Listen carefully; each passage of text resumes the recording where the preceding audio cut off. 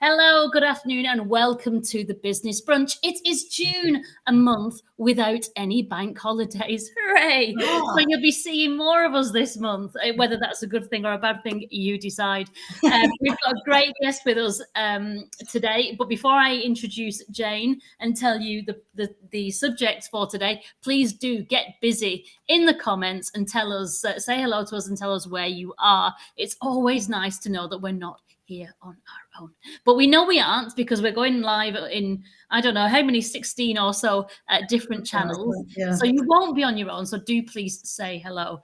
So today's subject, so we're here for 30 minutes and it's all about giving you some kind of insight, some information that's going to help you with your lives, whether that's professional mainly or general life. This is going to help you.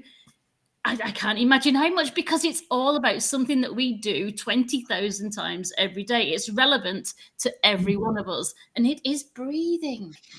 Is it possible that we've been doing it all wrong all this time? Maybe. Can you imagine if we were doing it right, how much more powerful we would be, how much more productive, efficient, and healthier? The dog agrees. She's trying to breathe properly. So, Jane Tarrant, welcome to the show. Thank you very much. Hello. Yeah, I'm absolutely fascinated. But before we do that, please, everybody start saying hello. And I'll introduce, we can all introduce ourselves, can't we? I'm a marketer. That's not interesting. Sarah, who are you?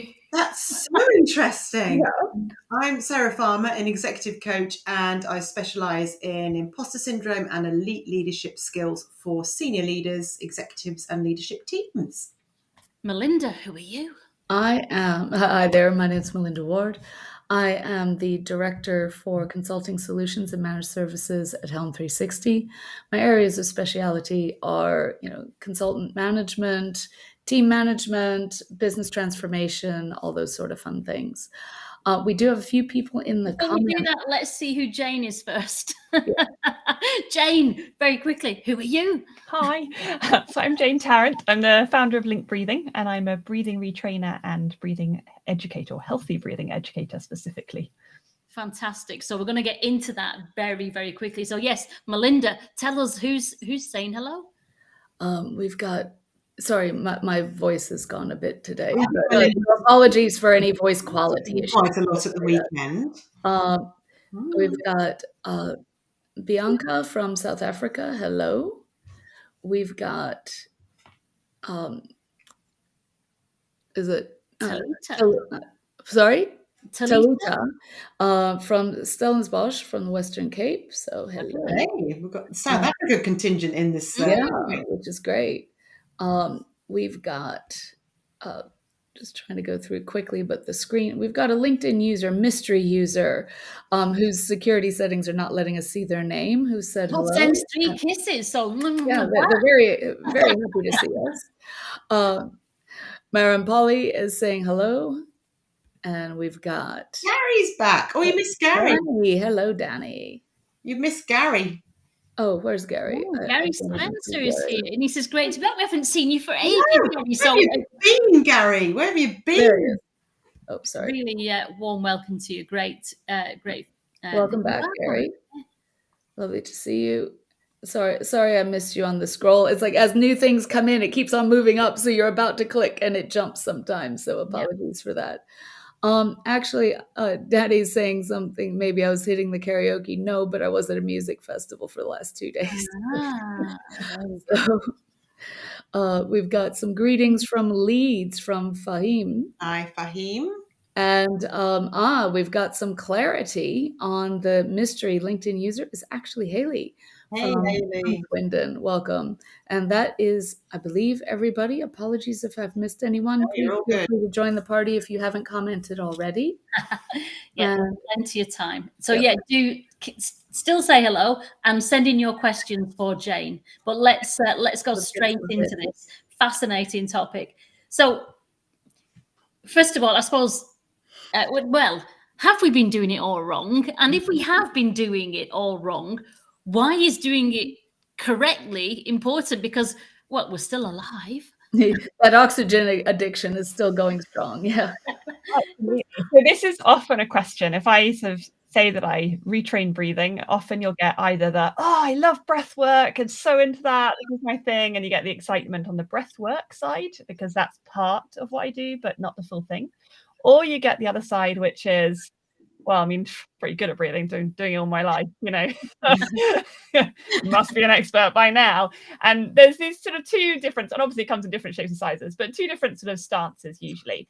And what we're looking at here is going, well, is it just breath work that we should be excited about, or is it more? And on the other side, have we completely missed something because there's been no education, literally nothing for our entire lives? We've become an adult and we think, well, surely if there was something here that was relevant, surely we would have been told something about it. And I think that is the most crucial part here. So a tiny bit of backstory for me as to why this became relevant for me in the first place. I was 7 years old and I still remember now, like banking this memory as being quite sort of crucial at the time.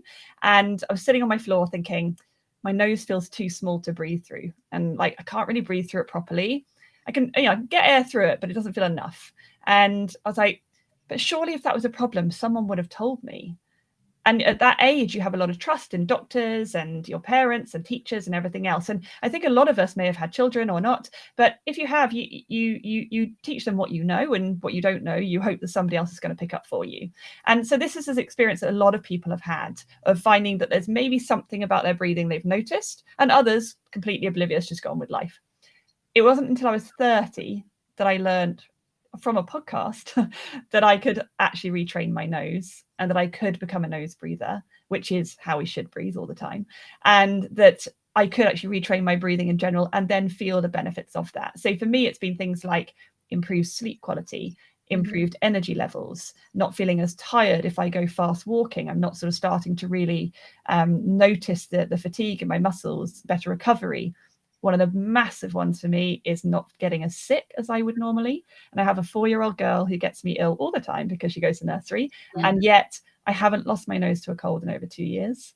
And I mouth tape at night so that I guarantee nose breathing, which we can come on to. What at night, sorry? Mouth tape. So I close my mouth and I put a little bit of tape down the center so I can cough out the sides, but I can actually keep my mouth closed and breathe through my nose all night.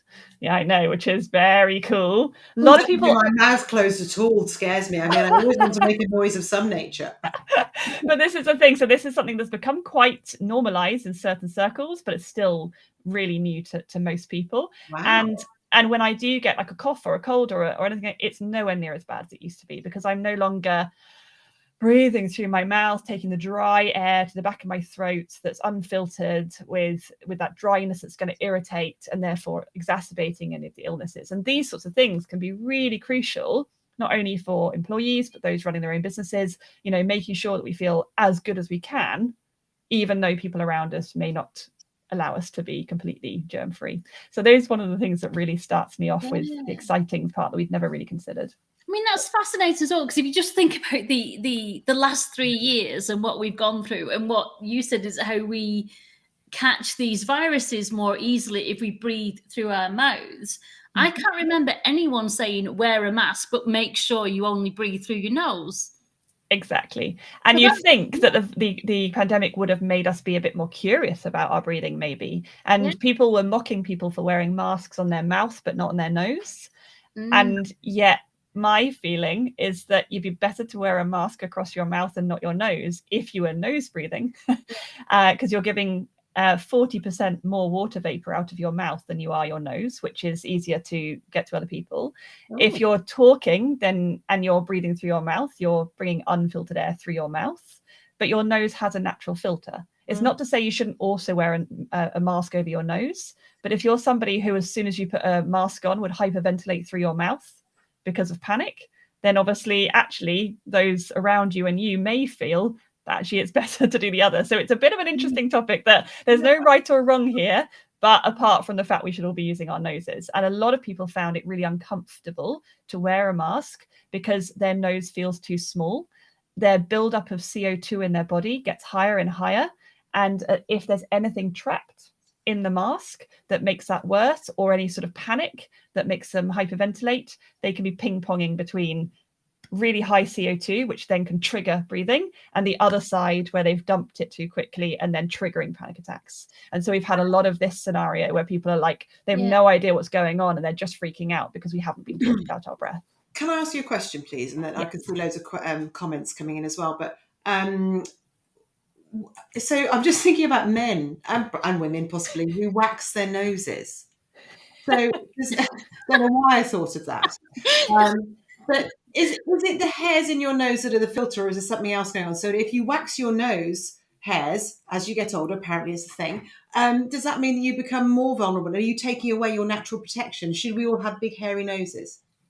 There's two parts. So you've got the filter in the actual nose, and then you've got the nasal cavity itself. So a bit of waxing around the edge is fine. Well, I'm not asking for me, by the way. I'm just. I mean, if you've got them like sticking out of your nose and stuff, yeah, you might want to trim them back or take the edges off. But to be honest, you do want that that sort of web across your nose, because that's going to catch the larger pieces, particles. If you've got pollen, sort of cat hair dander, or lots of little things that might be irritating to you. So especially now, hay fever season, people will be like, oh, I'm really struggling. And the first thing they'll do is go, oh, my nose feels congested. I'm going to switch to my mouth. And then they're going to take huge amounts of whatever's irritating them into their mouth, and they're going to feel that much worse. Their nose gets worse, etc. Whereas if we were able to know how to breathe through the nose to start with, we know how to decongest it, we know how to reduce these issues. For certain people that aren't as severe on these allergies, they could be feeling a hell of a lot better just by switching. And our nose is the hairs, and then you've also got the inside. So in the nasal cavity, which is massive, by the way, it's like this massive thing like this. And if you look at a diagram compared to the brain, I mean, it is smaller than the brain, but it's substantial size. It's got to have a use if it's going to be that big in our head. And in there, the air kind of flows through, like through turbines, and there's a filtering element. But if you use your nose to breathe, you also create something called nitric oxide. And they're actually using nitric oxide in lab conditions to make sprays to actually work with COVID, because nitric oxide kills viruses. If you go through your mouth, you don't make it through breathing. And if you do through your nose, you do. So once you've trapped the viruses, you're actually then killing some of them. Wow. So yes, you may still have some go into your body, but it's about reducing them. It's about that minimizing of this allergens and of the viruses and things that are going to bother us. And so our nose is there as this natural filter. And yet most people don't really think about that, and they don't really realize that it's there to moisten and prepare the lungs for the air for the lungs as well. So you're not then going to get these dry, irritated lungs because you're then moistening, preparing. So that's the most crucial part of this, is if we take nothing else today, it's why the importance of trying to breathe your nose in the first place, and then you can work out whether it feels hard or not. No idea. That's a lot really of interesting comments. Yeah.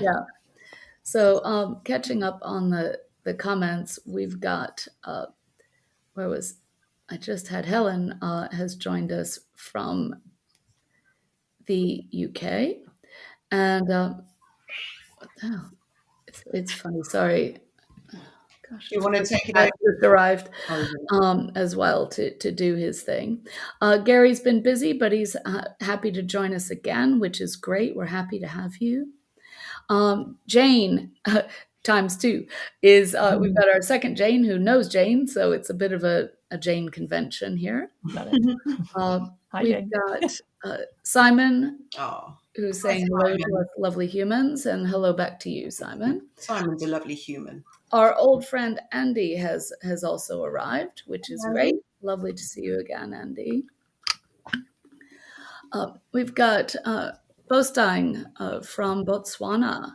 We've got a lot of African people in the house. Yeah, I don't know what's going on. Have you got a lot of African? I have a lot of South African contacts on my list. Okay. All right. Yeah.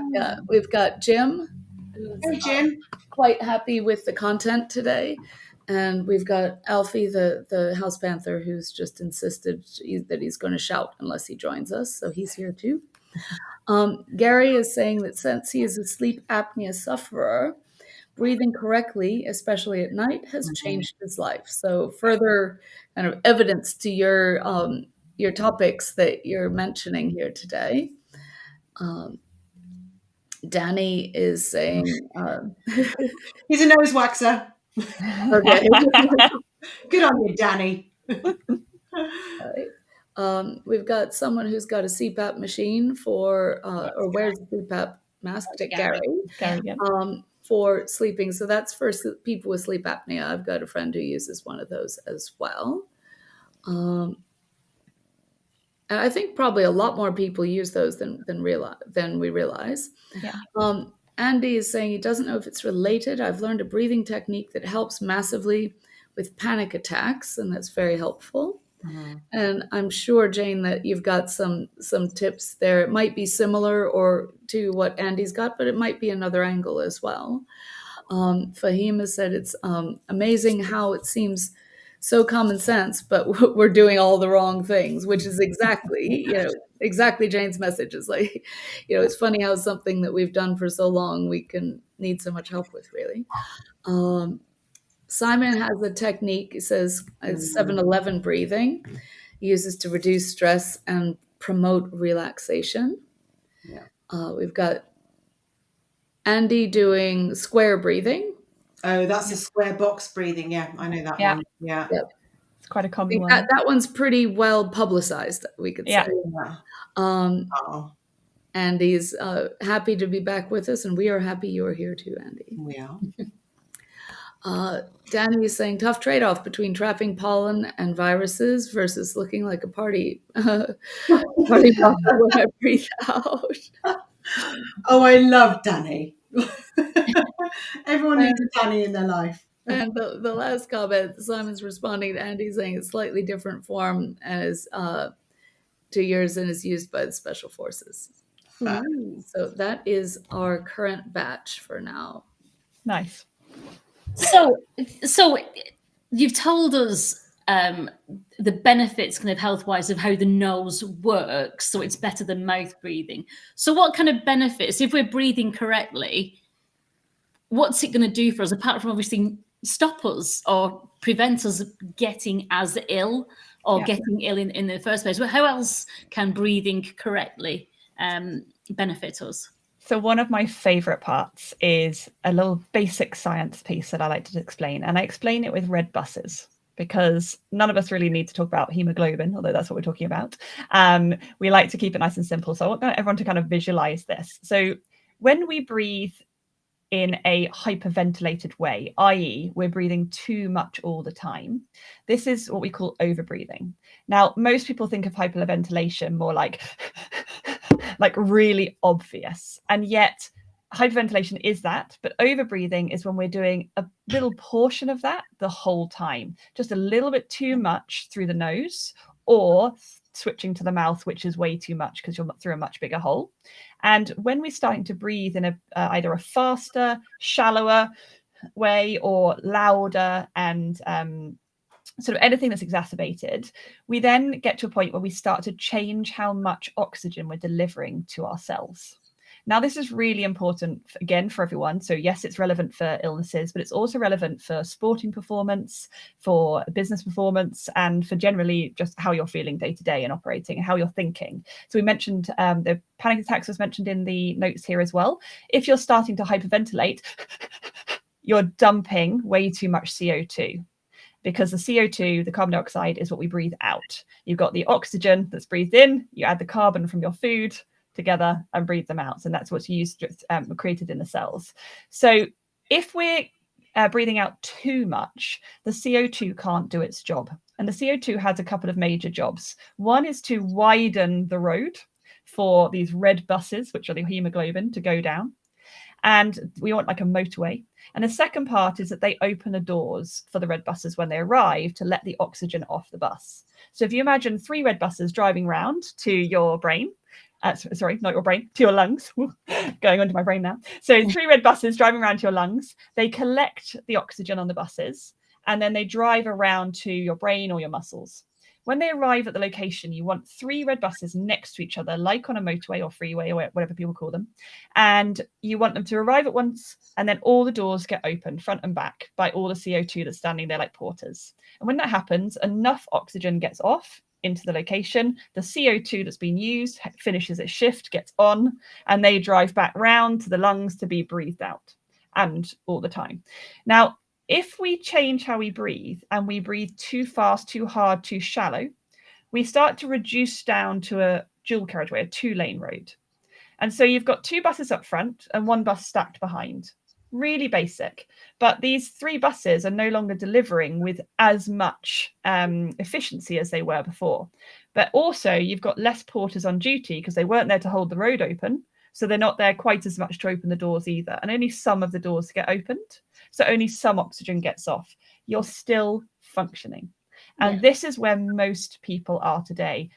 Now, obviously, this is an oversimplified version, but in this section where you've gone down to a dual carriageway, you're not at your optimal performance. This is how most people are just living. And because we age and because other things happen and other people look potentially worse than we do, we look at it and go, yeah, but I'm older, I'm going to be slower or feel a bit this, or, or maybe I'm perimenopausal and that's the only reason why maybe I'm feeling brain fog. And so we sort of put these excuses down as to why we might feel not quite optimal. Oh, we've got a child and we're not sleeping well, and obviously that's it. And yes, it does make a difference. Mm-hmm. But if we add that to poor breathing, we're going to be feeling quite a lot more suboptimal than we need to. Now, you'll never know how you could feel unless you change it. Yeah. And so most people that aren't feeling severe symptoms like snoring, panic attacks, high anxiety, high stress without healthy ways of coping, and maybe going to things like alcohol or drugs or sex or anything else that they use to cope with it, anything that's sort of in a space that they need it, they can't help but go to those things, then we're going to be in a position where it's much more challenging. Now, when somebody starts to go into this really severe end, they might get into panic attacks. And that's when you start going down to a single carriageway because you're really hyperventilating now. Mm-hmm. So while most people are living in the middle, in a stressful scenario, before a big talk, before a presentation, maybe during exercise, but you don't know how to breathe during exercise, so you're hyperventilating really, really, really, really hard, even though you're just jogging. Yeah. You have this scenario where you're going right down again, and so the CO2 is dumping so fast, and you're just reducing all the oxygen that's getting there. Now, the oxygen in your blood is still pretty good. Often, if we put a pulse oximeter on our fingers, we're still between 95 to 99% oxygen in our blood. So we're bringing in enough. And we usually at rest breathe out about 80% of what we breathe in of the oxygen.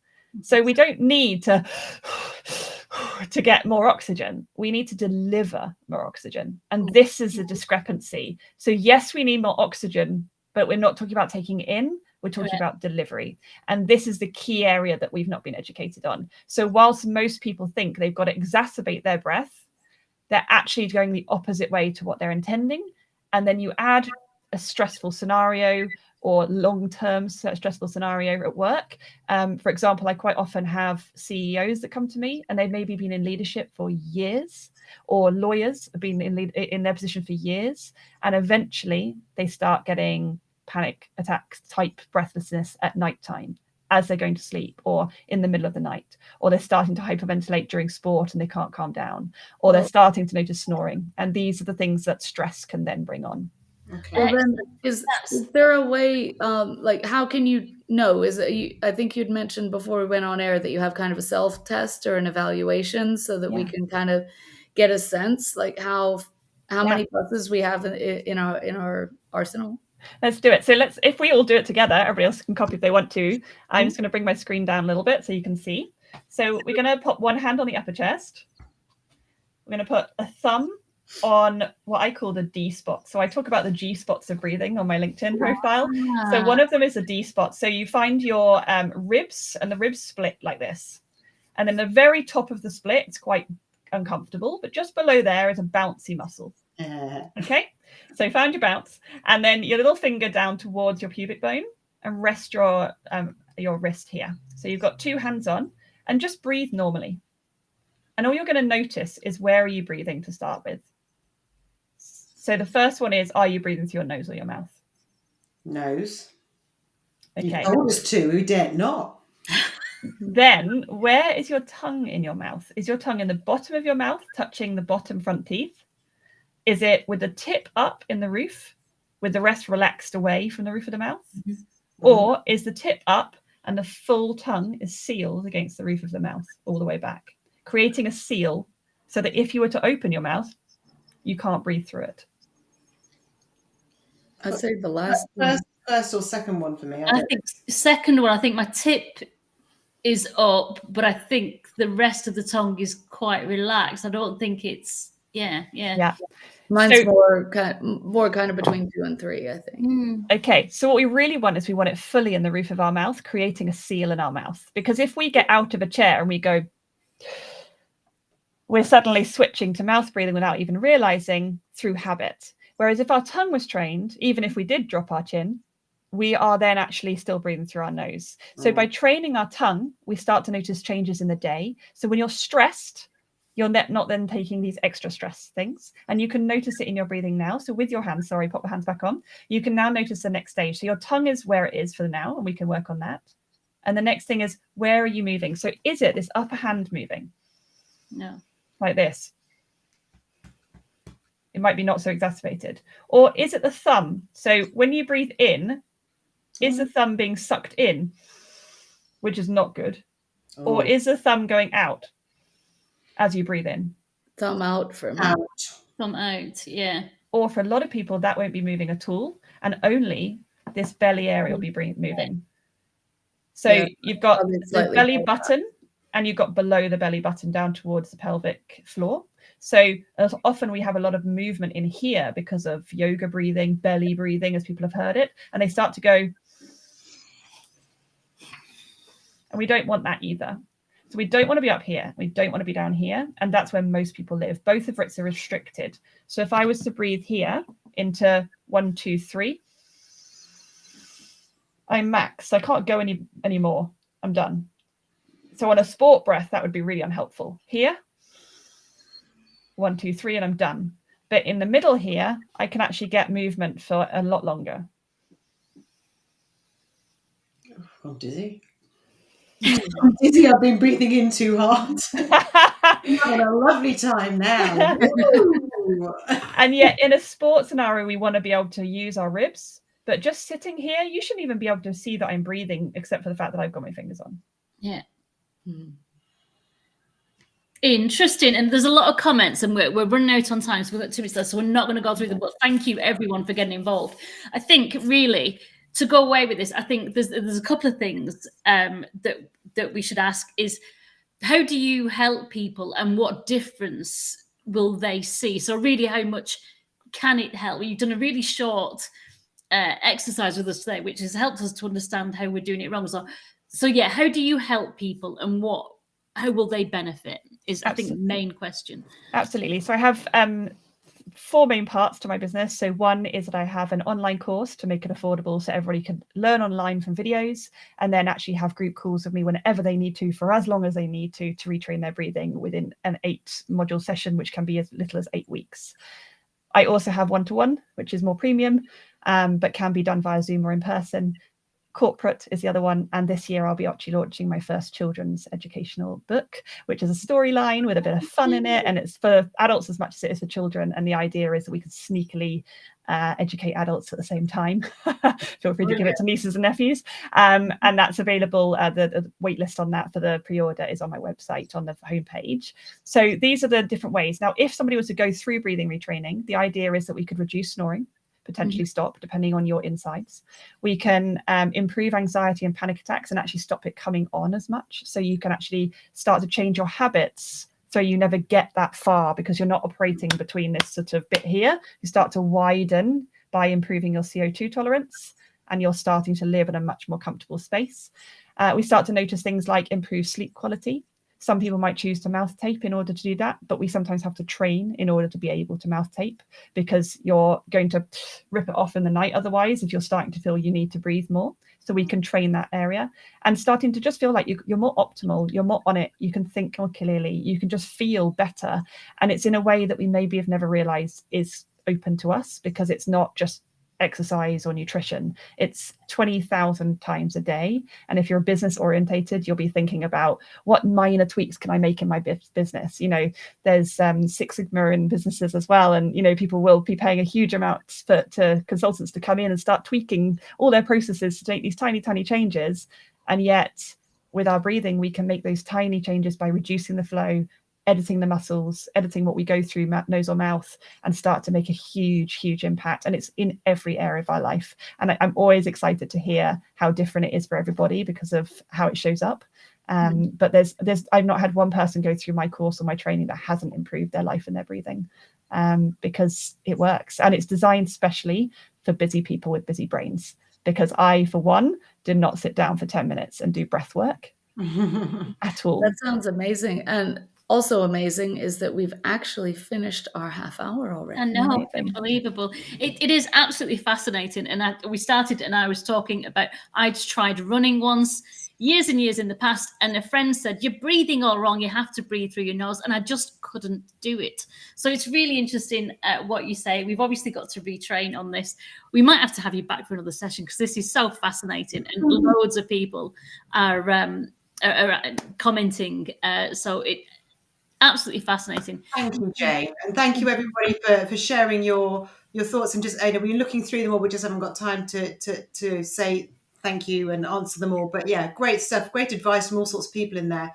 And we'll be posting a link to Jane's website on each of our respective LinkedIn feeds. So wherever you're watching a replay, you'll be able, or if you just want to check in and grab that link, it'll be available for you without much searching. Yes, we need more Jane, says Andy. Obviously, everyone go and connect with Jane immediately if you're not already connected. And there's a free tongue training on my LinkedIn homepage and on my homepage on the website as well. So you can go and get your tongue training for the N spot. So you learned the N spot and the D spot today.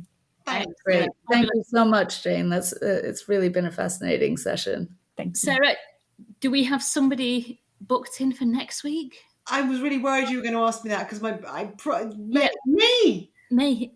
Breathing brain has me. I've been breathing too much. I've got my thoughts are all muddled now. No, yes, no, I don't know. Something amazing is going to happen. So just wait in. Yeah.